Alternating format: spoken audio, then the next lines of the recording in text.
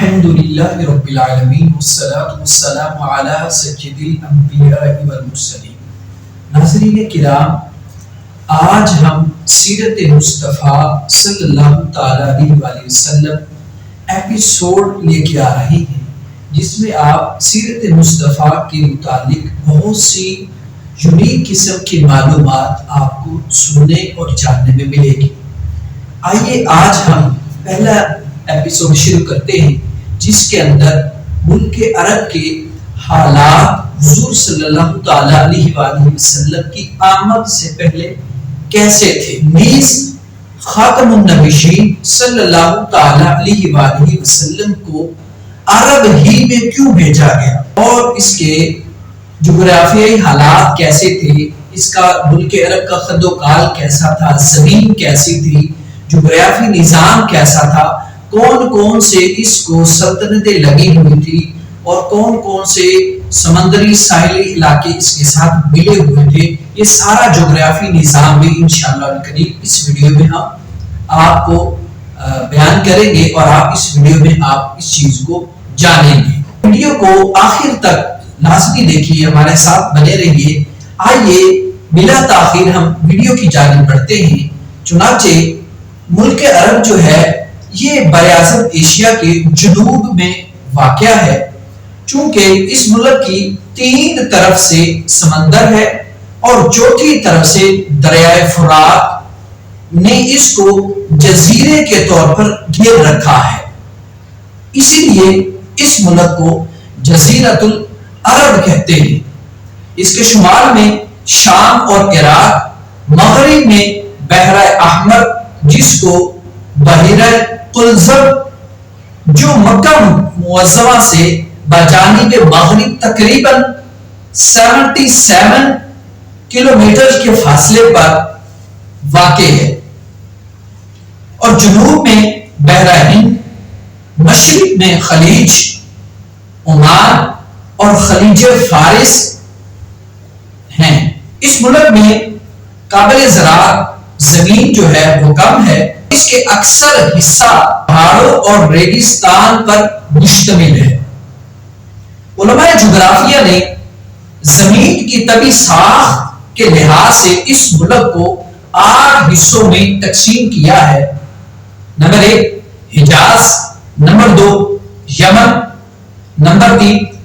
حضرموت، number 4 Mahra, number 5 Oman, number 6 Bahrain, number 7 Najd اور number 8 احقاف۔ Hijaz کے متعلق ہم جانتے ہیں یہ ملک کے مغربی حصے میں بحر احمر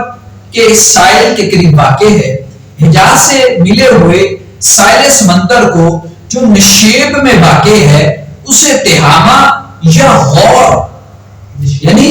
پست زمین کہتے ہیں، اور حجاز سے مشرقی جانب جو ہے جو ملک کا حصہ ہے وہ نجد یعنی بلند زمین ہے۔ چونکہ حجاز تہامہ اور نجد کے درمیان حائز اور حائل ہے، اسی لیے اس کو ملک کے حصے کو حجاز کہا جاتا ہے۔ اس کے بہت سے تاریخی مقامات ہیں جو زیادہ تر مشہور ہیں، جن میں مکہ مکرمہ، مدینہ منورہ، بدر، احد، خیبر، فتح، حنین، طائف، تبوک، غدیر خم جیسے بہت سے تاریخی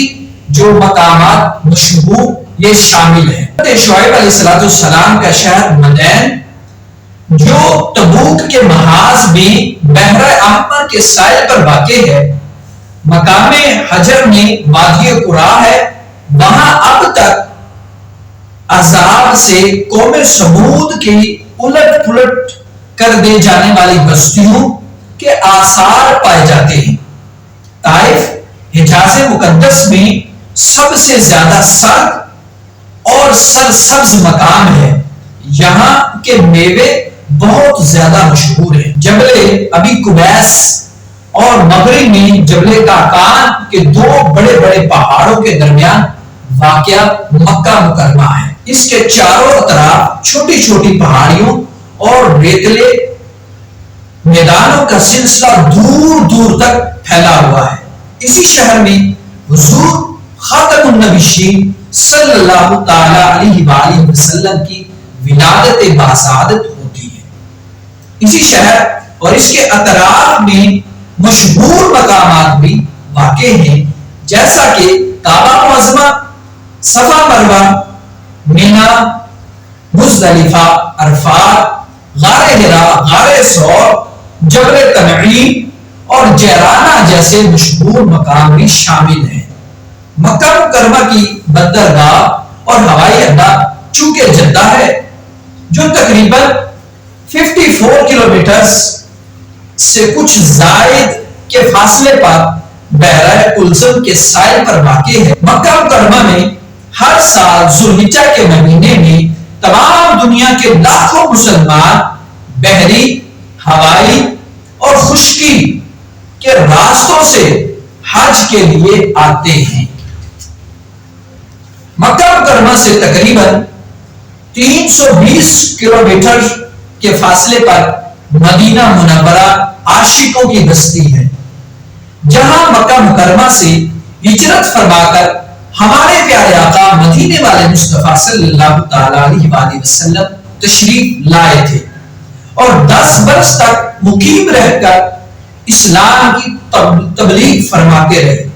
اور اسی شہر میں آپ کا مزار مقدسہ،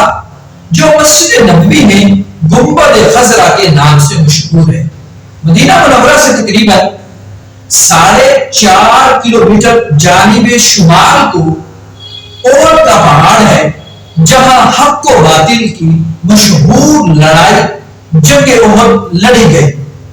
اسی پہاڑ کے دامن میں ہمارے پیارے آقا مدینے والے مصطفیٰ صلی اللہ تعالی علیہ وآلہ وسلم کے بہت ہی پیارے چچا جان حضرت امیر حمزہ سید الشہداء رضی اللہ تعالیٰ عنہ کا مزار مبارک بھی ہے، جو جنگ احد میں شہید ہوئے تھے۔ مدینہ منورہ سے تقریباً 5 کلومیٹر کی دوری پر مسجد قباء ہے۔ جی ہاں ناظرین، آپ کے لیے یہ یونیک بات ہوگی کہ اسلام کی سب سے جو پہلی مسجد ہے اس کو مسجد قباء کہا جاتا ہے۔ یہی وہ مقدس مقام ہے جہاں ہجرت کے بعد آقا علیہ السلام نے قیام فرمایا اور اپنے دستے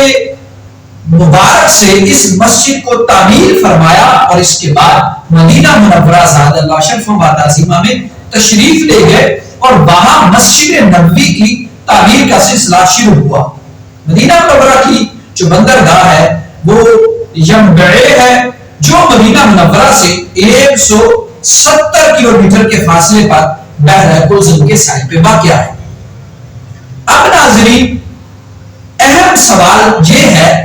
کہ عرب جیسے ملک کے اندر حضور خاتم النبیین صلی اللہ تعالی علیہ وآلہ وسلم کو کیوں بھیجا گیا؟ چنانچہ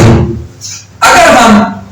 عرب کا کرۂ زمین نقشے میں دیکھیں تو اس کے محل وقوع سے یہ معلوم ہوتا ہے کہ اللہ نے ملک عرب کو ایشیا، یورپ اور افریقہ 3 بڑے اعظموں کے وسط میں جگہ دی ہے۔ اسی سے بخوبی یہ سمجھ میں آ سکتا ہے کہ اگر تمام دنیا کی ہدایت کا واسطے ایک ایسا مرکز بنایا جائے جو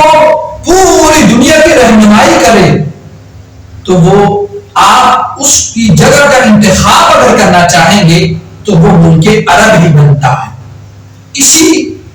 ملک عرب یہ سب سے اہم اور زیادہ موزوں اور مناسب لگتا ہے، کیونکہ اسی خصوصیت کی وجہ سے حضور خاتم النبیین صلی اللہ علیہ وسلم کے زمانے پر نظر کر کے ہم کہہ سکتے ہیں کہ جب افریقہ، یورپ اور ایشیا کی 3 بڑی سلطنتوں کا تعلق ملک عرب سے تھا تو ظاہر ہے کہ ملک عرب سے اٹھنے والی ہوا ان تینوں بڑے اعظموں کو پہنچ جانی چاہیے، اور پہنچ جانے کے جو ذرائع تھے وہ خود بھی موجود تھے۔ اسی خصوصیت کی بنا پر اور غالباً یہی وہ حکمت الہیہ تھی جو اللہ نے حضور خاتم النبیین صلی اللہ تعالیٰ علیہ وسلم کو ملک عرب میں پیدا فرمایا اور ان کو اقوام عالم کی ہدایت کا کام سپرد فرما دیا۔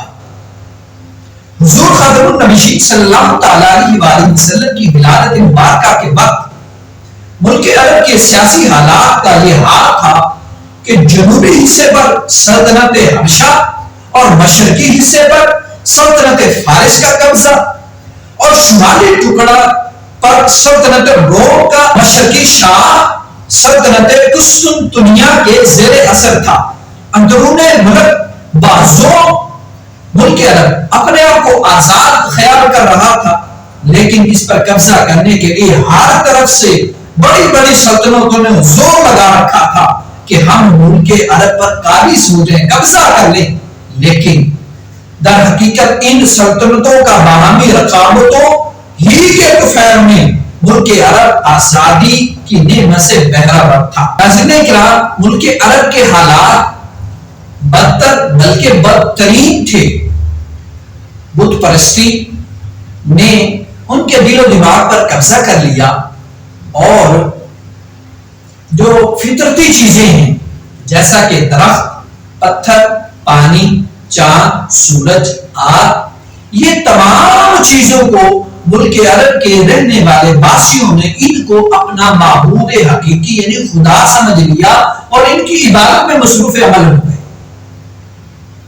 ان کے عقائد کی خرابی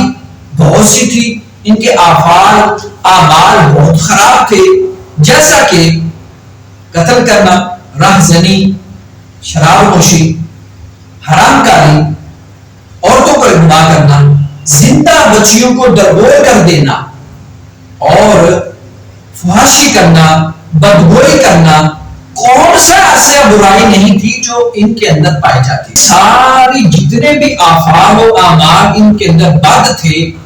ان کو پیش نظر رکھتے ہوئے، ان کی اصلاح کا سلسلہ کرتے ہوئے ملک عرب کے اندر حضور خاتم النبیین صلی اللہ تعالیٰ علیہ وسلم کی ولادت باسعادت جب ہوتی ہے تو سارے معاملات جو ہے یہ رفع و دفع ہو جاتے ہیں۔ ناظرین کرام،